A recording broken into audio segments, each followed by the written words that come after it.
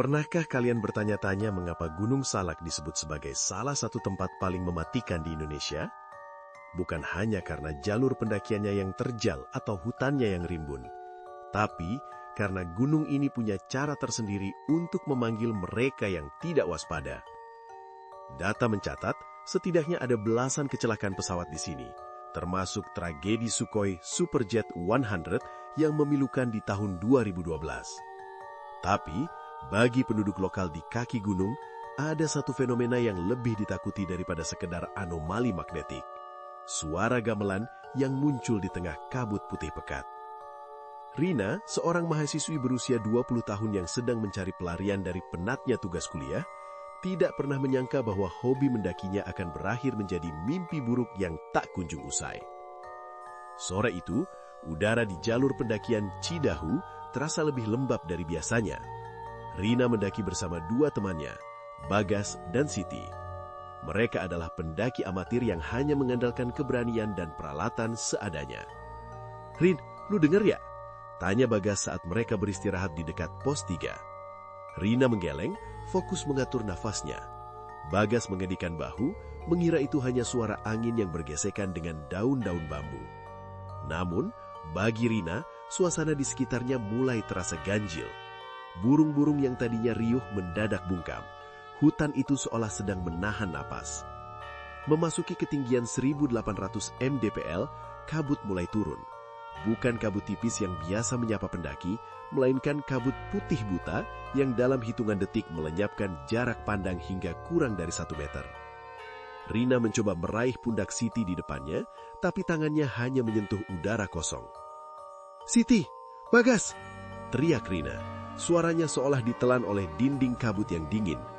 Di saat itulah suara itu muncul. Ting, nong, ting. Suara dentuman logam yang ritmis, sangat halus namun tajam merobek kesunyian. Itu adalah melodi gamelan Ajeng, musik tradisional Sunda yang biasanya dimainkan dalam upacara penyambutan tamu agung. Tapi, siapa yang akan memainkan gamelan di tengah hutan belantara yang curam dan berkabut ini? Apakah ada desa tersembunyi di atas sini? Rina teringat urban legend tentang pasar setan dan kerajaan Pajajaran yang konon masih eksis di dimensi lain di Gunung Salak. Alih-alih diam, kaki Rina seolah digerakkan oleh kekuatan tak kasat mata. Ia melangkah mengikuti sumber suara itu. Baginya, melodi itu terdengar begitu indah, seolah menjanjikan kehangatan di tengah udara gunung yang menusuk tulang. Tanpa sadar, ia telah keluar dari jalur resmi. Langkahnya semakin dalam menembus semak belukar, melewati pohon-pohon besar yang akarnya menyerupai tangan-tangan raksasa yang mencoba menggapainya. Kabut itu mendadak tersingkap sedikit, memperlihatkan sebuah pelataran datar yang sangat luas. Di sana, Rina melihat pemandangan yang mustahil.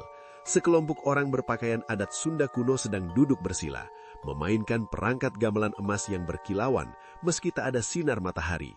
Di tengah-tengah mereka, para penari dengan selendang kuning menari dengan gerakan yang sangat lambat, hampir seperti melayang. Salah satu penari itu menoleh. Wajahnya tidak rata, hanya ada kulit pucat tanpa mata, hidung atau mulut.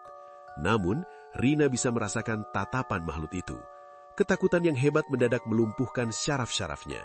Ia ingin lari, tapi kakinya terasa seperti terpaku ke tanah.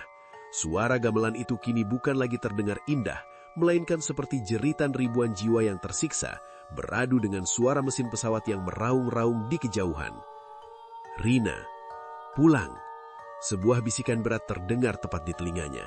Bersamaan dengan itu, seekor harimau putih besar muncul dari balik kabut. Makhluk itu tidak menyerang, melainkan menggeram rendah, seolah memberi peringatan. Rina tersentak, kesadarannya kembali dalam sekejap. Ia melihat ke bawah kakinya. Hanya selangkah lagi, ia akan terjun ke dalam jurang yang sangat dalam, lembah yang konon menjadi lokasi jatuhnya banyak pesawat. Rina berbalik dan berlari sekuat tenaga, tidak memedulikan ranting yang menyayat wajahnya. Ia terus berlari hingga ia jatuh pingsan karena kelelahan. Keesokan harinya, tim SAR menemukan Rina di dekat kawah dalam kondisi linglung. Teman-temannya, Bagas dan Siti, ditemukan selamat di pos pendakian beberapa jam sebelumnya. Mereka bercerita bahwa Rina tiba-tiba menghilang begitu saja saat kabut turun, padahal mereka hanya berjarak beberapa langkah. Rina dibawa pulang ke Jakarta. Secara fisik, ia sehat. Namun, ada yang berubah. Rina menjadi pendiam dan sering menatap kosong ke arah jendela. Orang tuanya mengira itu hanya trauma biasa, namun Rina tahu kebenarannya lebih mengerikan dari itu. Setiap kali malam tiba dan kabut tipis mulai turun di kota, Rina akan duduk di sudut kamarnya. Ia tidak bisa tidur. Mengapa? Karena di dalam telinganya, suara gamelan itu tidak pernah berhenti. Suaranya kini terdengar lebih jelas, lebih dekat, seolah para pemain musik goib itu kini sedang duduk tepat di belakang punggungnya, menunggu waktu yang tepat untuk membawanya kembali ke puncak manik. Misteri Gunung Salak mungkin belum terpecahkan bagi dunia ilmu pengetahuan, tapi bagi Rina, teror itu baru saja mulai. Suara gamelan itu adalah undangan, dan di gunung itu, sekali kamu diundang, kamu tidak akan pernah bisa benar-benar pulang. Ikuti terus cerita lainnya, hanya di Mistik Nusa.